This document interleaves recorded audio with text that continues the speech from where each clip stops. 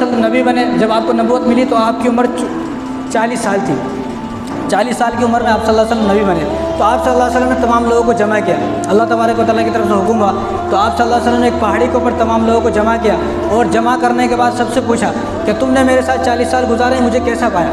तो लोग आप सल्लल्लाहु अलैहि वसल्लम को मोहम्मद या अहमद नहीं बोलते थे, लोग आप सल्लल्लाहु अलैहि वसल्लम को सादिक बोलते थे, अमीन बोलते थे। यानी दुश्मन आप सल्लल्लाहु अलैहि वसल्लम के पास अमानतें रखवाते थे। उनको मालूम था कि इससे बड़े अमानतदार, इनसे बड़े अमानतदार इस ज़मीन पर मौजूद नहीं है। तो हुजूर ने तमाम लोगों को एक पहाड़ी पर जमा किया और पहाड़ पर जमा करके पूछा कि तुमने मुझे 40 साल के अंदर कैसा पाया?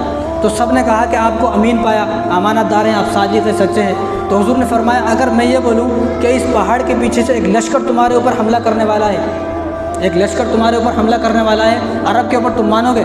तो लोगों ने कहा आप नहीं, आपका अगर कोई दुश्मन भी ये बोलेगा कि आपने कहा है कि इस पहाड़ के पीछे से लश्कर आने वाला है तुम्हारे ऊपर हमला करेगा, तो हम जब भी मानेंगे। तो उसी वक्त हुजूर सल्लल्लाहु अलैहि वसल्लम फरमाया, क़ूलू ला इलाहा इल्लल्लाह तुफ़्लिहून इन्नी रसूलुल्लाह, कि लोगों अगर तुम्हें कामयाब होना है तो ला इलाहा इल्लल्लाह मुहम्मद रसूलुल्लाह पढ़ लो और मैं अल्लाह तबारक व तआला का सच्चा रसूल हूँ। तो जो चचा था अबू लहब, जब आप सल्लल्लाहु अलैहि वसल्लम पैदा हुए तो उसकी एक बांदी थी। तो उस बांदी ने जब इनको इत्तला दी ना अबू लहब को कि आपके यहाँ भतीजा पैदा हुआ है, तो अबू लहब ने जो है अपने गले से एक हार, बड़ा कीमती हार था, उसने अपनी बांदी को दिया, उस बांदी को आज़ाद कर दिया। और वो पीर का दिन था, जब आप सल्लल्लाहु अलैहि वसल्लम पैदा हुए तो पीर का दिन था। इसलिए हुजूर ने फरमाया कि पीर के दिन अबू लहब के ऊपर जो जुल्म ज़्यादती होती है, जो जहन्नुम में जो अज़ाब है, पीर के दिन उसके अज़ाब को थोड़ा कम किया जाता है। पीर के दिन उसके अज़ाब को थोड़ा कम किया जाता है, ज़्यादा नहीं, थोड़ा कम किया जाता है। तो क्योंकि उसने अपने हार निकाल कर बांदी को दे दिया, बांदी को आज़ाद भी कर दिया हुजूर की पैदाइश की खुशी में, हुजूर की पैदाइश की खुशी। अब दूसरी बात शुरू हो जाएगी, खुशी मनाना ज़रूरी नहीं है, हुजूर की बातों पर, हुजूर के अहकामों पर अमल करना ज़रूरी है। अबू लहब भी खुश था जब आप सल्लल्लाहु अलैहि वसल्लम पैदा हुए, लेकिन अबू लहब का ठिकाना कहाँ है आप सबको मालूम है। तो सबसे पहले जो पत्थर मारा, जब हुजूर ने फरमाया कलमा पढ़ लो कामयाब हो जाओगे, तो सबसे पहले जो पत्थर मारा वो पत्थर अबू लहब ने मारा। आप सल्लल्लाहु अलैहि वसल्लम को जो पत्थर मारा वो पत्थर अबू लहब ने मारा।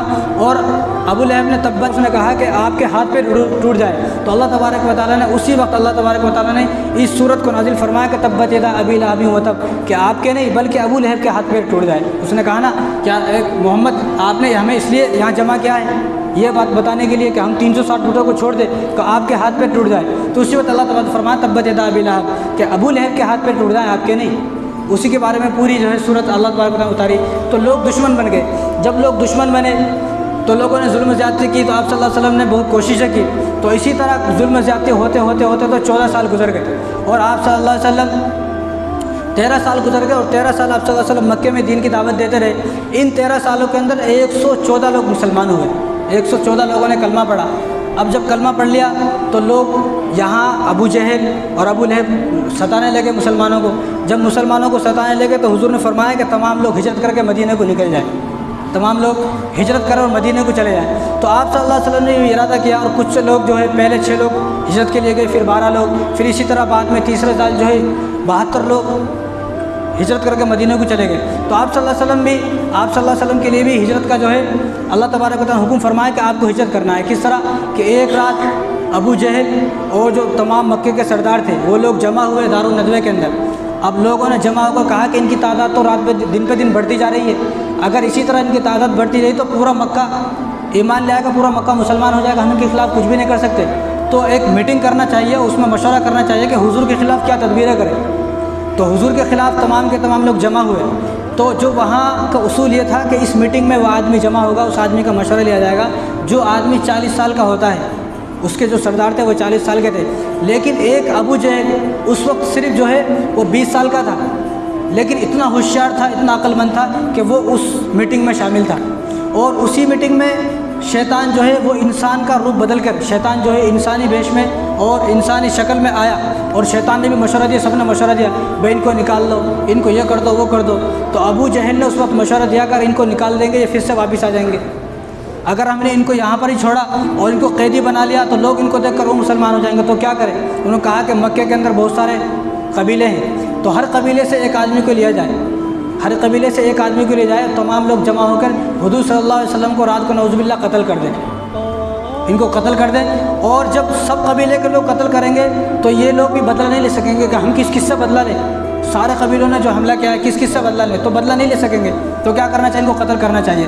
तो उसी वक्त अल्लाह तबारक व तआला ने जिब्राइल अलैहिस्सलाम के ज़रिए अल्लाह हुज़ूर को बता दिया कि आज आपको हिजरत करना है। और रात में आप सल्लल्लाहु अलैहि वसल्लम सो हुए, दिन में आप सल्लल्लाहु अलैहि वसल्लम ने हज़रत अबू बकर को बता दिया कि आज रात हिजरत करके मदीने को जाना है, यहाँ से हिजरत करना है। तो उसी वक्त जब आप सल्लल्लाहु अलैहि वसल्लम को बताया, तो उसी वक्त आप सल्लल्लाहु अलैहि वसल्लम के पास जिब्राइल अलैहिस्सलाम है कि आपको रात को हिजरत करना है। तो हुज़ूर ने फरमाया कि हम किस तरह जाएँ, कि हुज़ूर सल्लल्लाहु अलैहि वसल्लम के घर को चारों तरफ से दुश्मनों ने घेरा हुआ है, किस तरह जाए।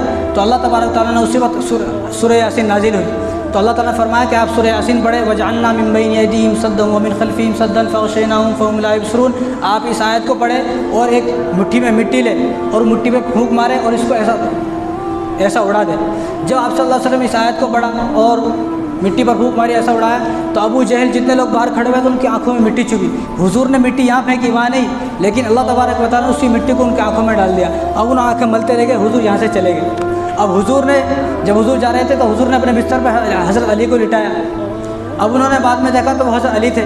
इधर आप सल्लल्लाहु अलैहि वसल्लम अबू बकर के साथ गए। अबू बकर के साथ जो है आप सल्लल्लाहु अलैहि वसल्लम जो है, वक्त तो उतना नहीं है लेकिन मैं थोड़ी सी चंद बातें बता के बातों को ख़त्म करता हूँ 5 मिनट में। तो हुजूर सल्लल्लाहु अलैहि वसल्लम हिजरत करके गारे सौर में गए। गारे सौर जो गार थी उसको हज़रत अबू बकर ने पहले ही उसका इंतखाब किया हुआ था, पहले अबू बकर सिद्दीक़ ने उसको ढूंढा हुआ था कि हम यहाँ पर रुकेंगे। तो गारे सौर के अंदर 3 दिन रुके। तो वहाँ पर जितने सुराख थे सब सुराखों को बंद किया और एक सुराख रह गया था, उसी सुराख में सांप था। उलमा ने लिखा है कि वो सांप ने इसलिए अबू बकर को डंक मारा कि वो सांप भी हुजूर का दीदार करना चाहता था कि मुझे हुजूर का दीदार करने दो, तो इसलिए उस सांप ने जो है डंक मारा। अब इसी तरह डंक मारा तो आप सल्लल्लाहु अलैहि वसल्लम ने लुआब मुबारक वहाँ पर लगाया, तो वो वहाँ से जो है वो ठीक हो गए। तो वहाँ से जब चले हैं मदीने के लिए, तो मदीने के लिए जब चले तो मदीने के लोग इस्तिकबाल में थे। अब मदीने के अंदर 400 साढ़े 400 लोग हैं। अब मदीने के अंदर ये लोग कहाँ से आ गए? मदीने वालों का आप सल्लल्लाहु अलैहि वसल्लम ने फरमाया कि मदीने वाले के जो पूरी दुनिया के अंदर मदीने वाले जो लोग हैं इनका दिल बड़ा नरम है। आज भी लोग जाते हैं तो मक्के में तो जुल्म जाती है लेकिन मदीने में जुल्म जाती नहीं है। इसलिए आप अखबार उठा कर देख लो, कोई भी न्यूज़ देख लो, आपको मदीने के बारे में कोई न्यूज़ नहीं मिलेगी। मक्के के बारे में आपको हज़ारों न्यूज़ मिलेंगी, सऊदी के बारे में आपको हज़ारों न्यूज़ मिलेगी, लेकिन मदीने के बारे में हुजूर ने फरमाया कि यहाँ के लोगों का दिल नरम है। तो मदीना वालों ने कहा कि हुजूर आप हिजरत करके यहाँ पर आए, आप हिजरत करके यहाँ पर आए। तो इसलिए हुजूर सल्लल्लाहु अलैहि वसल्लम हिजरत करके मदीने को गए। अब मदीने में जब हिजरत करके मदीने में एंटर हो रहे हैं तो हुजूर सल्लल्लाहु अलैहि वसल्लम सबकी ख्वाहिश ये थी कि मेरे घर रुके, हुजूर मेरे घर रुके, हुजूर मेरे घर रुके, हुजूर मेरे घर रुके। तो हुजूर ने ऊँटनी को इख्तियार दे दिया, ऊँटनी को इख्तियार दे दिया कि जहाँ पर ये ऊँटनी रुकेगी बस मैं वहीं पर आराम करूँगा, वही मेरा मकाम है। तो ऊँटनी चलती रही, ऊँटनी चलती रही, चलते चलते ऊँटनी जो रुकी वो अबू अय्यूब अंसारी के घर पर रुकी। अबू अय्यूब अंसारी घर पर रुकी। अब बात यह है कि ये इनके घर पर क्यों रुकी? वहाँ पर तो 400 साढ़े 400 बड़े बड़े सहाबा मौजूद हैं, बड़े बड़े सहाबा मौजूद हैं। अब इनके घर पर क्यों रुकी? अब मैं आपको बताना चाहता हूँ कि हुजूर सल्लल्लाहु अलैहि वसल्लम को मैंने आपको पिछले जो बताया था, हुजूर सल्लल्लाहु अलैहि वसल्लम दुनिया में आए बाद में, लेकिन आपकी सीरत का आगाज़ पहले हो चुका था। सब नबी का सीरत का आगाज़ उनकी पैदाइश के बाद हुआ। सारे नबी जो दुनिया में आए उनकी सीरत का आगाज़ उनकी पैदाइश के बाद हुआ, लेकिन हुजूर की सीरत का आगाज़ उनसे पहले हुआ। किस तरह? यमन का एक बादशाह था जिसका नाम तुब्बा था। तो वो बादशाह, मदीने का नाम उस वक्त मदीना नहीं था, बल्कि मदीने का नाम उस वक्त यसरिब था। मदीने का नाम मदीना हुजूर सल्लल्लाहु अलैहि वसल्लम के हिजरत के बाद मदीना हुआ कि अब इस शहर का नाम मदीनतुर रसूल है, यसरिब नहीं है। इसका नाम पहले यसरिब था। तो तुब्बे से एक आदमी यमन से, तुब्बा उसका नाम था, वो बादशाह यहाँ पर आया यसरिब पर हमला करने के लिए। हम यहाँ पर हमला करेंगे और हमारा जो है अगला दारुल हुकूमत यही होगा। जब यहाँ पर वो हमला करने के लिए आया तो उसके साथ 400 उलमा थे और वो 400 के 400 उलमा तौरात और इंजील के हाफिज़ थे। 400 उलमा तौरात इंजील के हाफिज़ थे। तो उन्होंने तौरात इंजील में पढ़ा हुआ था जो आखिरी नबी आएंगे वो किस जगह पर आएंगे, वहाँ पर खजूर होंगे, वो रेतीली ज़मीन होगी, ऐसी होगी। तो उन्होंने पूरा जहन में था। जब वो यहाँ पर आए हमले के इरादे से, जब उन्होंने यहाँ पर क़याम किया, अब ये आप सल्लल्लाहु अलैहि वसल्लम से 400 साल पहले की बात है, ईसा अलैहिस्सलाम के ज़माने के 100 साल की बात है। अब यहाँ पर आए जो उनके साथ 400 उलमा थे, जब उन्होंने इस ज़मीन को देखा तो उन्होंने पहचान लिया। बादशाह से कहा, बादशाह ये ज़मीन वो नहीं है, बल्कि ये ज़मीन तो वो ज़मीन है जहाँ पर आखिरी नबी आएंगे, और जो हमने तौरात और इंजील के हम हाफिज़ हैं और हमने जो तौरात और इंजील के अंदर जो चीज़ें पढ़ी वो यहाँ पर सारी मौजूद है। तो आप ऐसा करें, यहाँ पर हमला ना करें। तो क्या करें? अब बादशाह भी बड़ा नेक था, वो उसने कहा कि ठीक है, आप नहीं बोलते तो यहाँ पर हमला नहीं करेंगे, चलो यहाँ से चलें। तो उन 400 उलमा ने कहा कि हम यहाँ से जाएंगे नहीं, हम तो यहीं पर रहेंगे, हम उनका इंतज़ार करेंगे। जब वो आ जाएंगे उनका कलमा पढ़ेंगे, उनका साथ देंगे। आपको जाना है आप जाओ, हम यहाँ से नहीं जा सकते।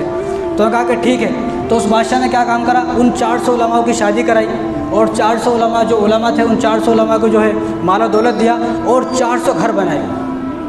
400 सबके लिए एक घर बनाया मदीने के अंदर यहीं पर जहाँ पर आप सल्लल्लाहु अलैहि वसल्लम हिजरत करके आए हैं। और एक ख़त लिखा, उस ख़त में लिखा कि मैं आप पर, या आप सल्लल्लाहु अलैहि वसल्लम के नाम ये ख़त है, जब आपके ज़माने में अगर मैं रहा तो मैं आपके पास आऊँगा, अगर मैं आपके ज़माने में नहीं रहा तो आप मेरे लिए मग़फ़िरत की दुआ करना।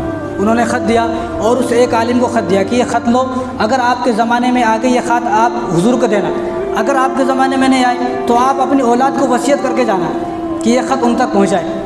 तो 400 घर बना दिए उन्होंने। एक और घर बनाया जो दो मंजिला था, सबके लिए एक मंजिल का घर बनाया, लेकिन एक घर उसने बनाया कि वो 2 मंजिला घर था कि ये घर जो है, इस घर को बंद करो, उस घर में कोई नहीं रहेगा, इस घर में वो रहेगा कि जिसके पास ये ख़त होगा, इस घर में वो रहेगा। और ये घर हुजूर का, ये घर जो है वो हुजूर का घर है। जब हुजूर आएंगे मक्के से हिजरत करके मदीना को तो इसी घर में रहेंगे। ये 400 साल पहले की बात है, अभी हुजूर के दादा भी पैदा नहीं हुए, यानी हुजूर के आने से पहले ही अल्लाह तबारक व तआला ने हुजूर की सीरत को आगाज़ किया। तो जब ऊँटनी आई और ऊँटनी वहाँ पर आकर रुकी अबू अय्यूब अंसारी रज़ियल्लाहु ताला के घर में, तो ये अबू अय्यूब अंसारी उसी उलमा के ख़ानदान से थे, उसी उलमा के ख़ानदान से। इसलिए मैं कहता हूँ भाई उलमाओं की कदर करें। आज हमारे पास उलमा है, बताने वाले हैं, लेकिन हमें कोई कदर नहीं है।